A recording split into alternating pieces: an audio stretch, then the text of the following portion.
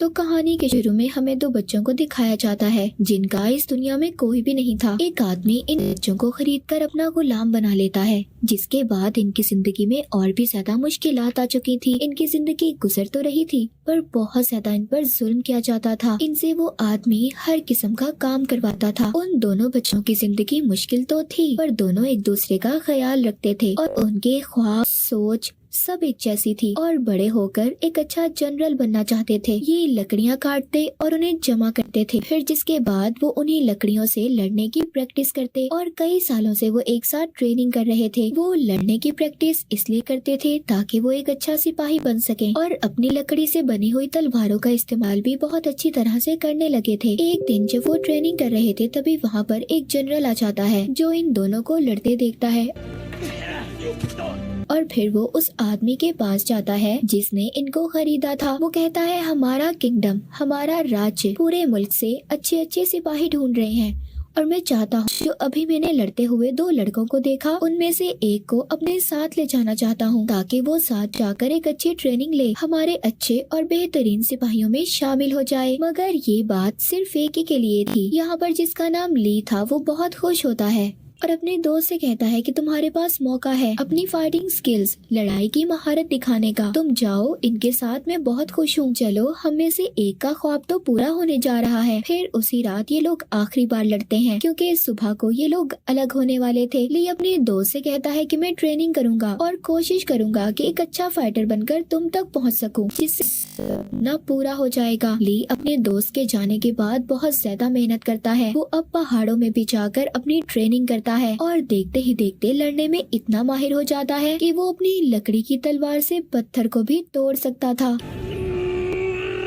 एक दिन जब ली अपनी झोपड़ी में आराम कर रहा था तभी उसका दोस्त इसके पास आता है जिसकी हालत बहुत खराब थी। वो मरने ही वाला था। उसका दोस्त बताता है कि किंग के भाई ने उन्हें मारने की कोशिश की और जब किंग के भाई के साथी किंग को मारने आए तो उन लोगों ने मुझे वहाँ का राजा समझकर मुझ पर हमला कर दिया। ली का दोस्त मरते हुए उसे एक नक्शा देता है, कहता है इस नक्शे की मदद से तुम आगे गांव में जाओगे जहाँ पर तुम्हें आर्मी मिलेगी जो तुम्हें एक फाइटर बनने की ट्रेनिंग देंगे। इतना कहकर उसका दोस्त मर जाता है। ली अपने दोस्त की बात सुनते ही गांव की तरफ भागने लगता है जहाँ पर रास्ते में कुछ लुटेरे उसका रास्ता रोक लेते हैं। वहाँ पर ली की इतने सालों की ट्रेनिंग काम आती है। एक एक करके ली वहाँ पर सबको मार गिराता है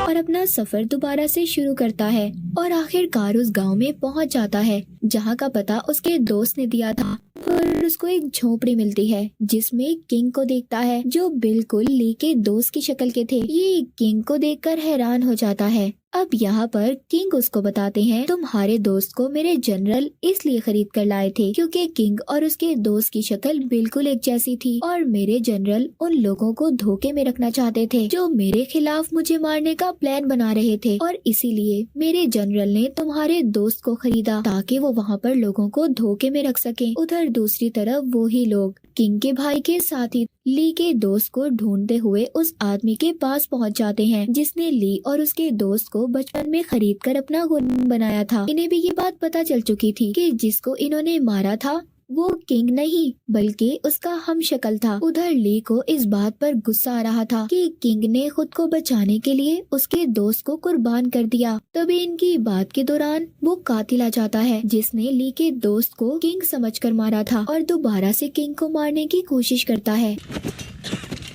वो कातिल ली को उकसा रहा था कि इस किंग की वजह से तुम्हारे दोस्त की जान गई है, इसको मार दो, किंग ने तुम्हें धोखा दिया है। लेकिन ली उस बातों पर ध्यान नहीं देता और उल्टा उस कातिल पर ही हमला कर देता है क्योंकि उसे इस बात पर यकीन था कि उसके दोस्त को इस कातिल नहीं मारा है। ली और कातिल की बहुत लड़ाई होती है और बहुत ज्यादा लड़ने के बाद आखिरकार ली कातिल को मार ही देता है।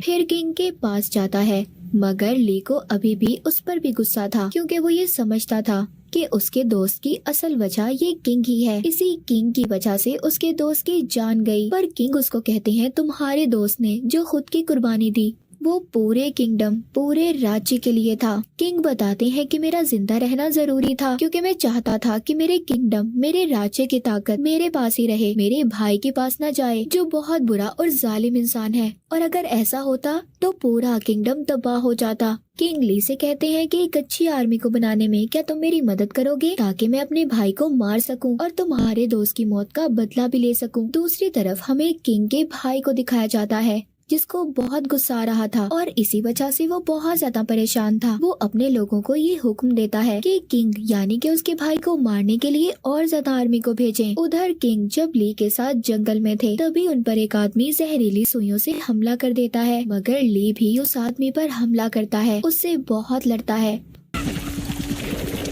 और उस आदमी को मार देता है, पर उसे मारने के बाद जमीन पर ही गिर जाता है।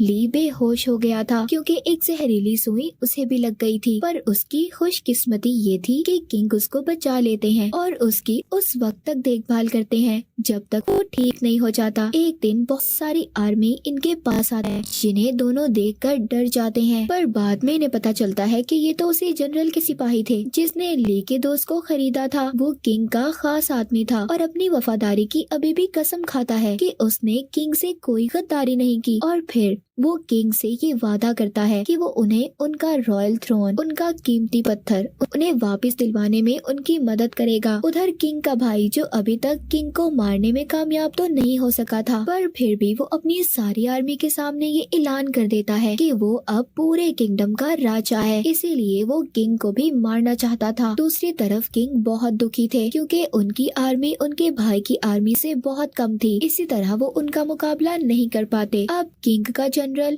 उनको पहाड़ी कबीले का बताता है जिनके पास बहुत सारी आर्मी है, कहते हैं कि हम उनसे मदद ले सकते हैं। किंग भी जनरल की बात को मान लेते हैं और राजी हो जाते हैं। ये सब खतरनाक रास्ते से होते हुए उस पहाड़ी कबीले तक पहुंच जाते हैं जहां पर उनका इस्तकबाल वैसा तो नहीं होता जैसा उन्होंने सोचा था। उनको पहाड़ी कबीले की आर्मी पकड़ लेती है और अपने लीडर के पास ले जाते हैं। किंग जब उनके लीडर के पास जाते हैं तो उन्हें सब बताते हैं कि कैसे उनके भाई ने उन्हें मारने की कोशिश की और किंगडम को भी धोखे से हासिल करना चाहा, पर लीडर किंग की मदद करने से मना कर देता है क्योंकि माजी में पहाड़ी कबीले पर किंग की आर्मी ने बहुत जुल्म किया था, मगर किंग यहाँ पर अपने पिछले गुनाहों की माफी मांगते हैं। ये सब देखकर लीडर मदद करने के लिए मान जाता है। जब वो अपना मास्क हटाकर देखता है तो हम देखते हैं ये लीडर एक लड़की थी और वो किंग से वादा करती है कि वो उनकी मदद करेगी, जिसके बाद ये प्लान करते हैं कि ली को किंग बनाकर भेजा जाएगा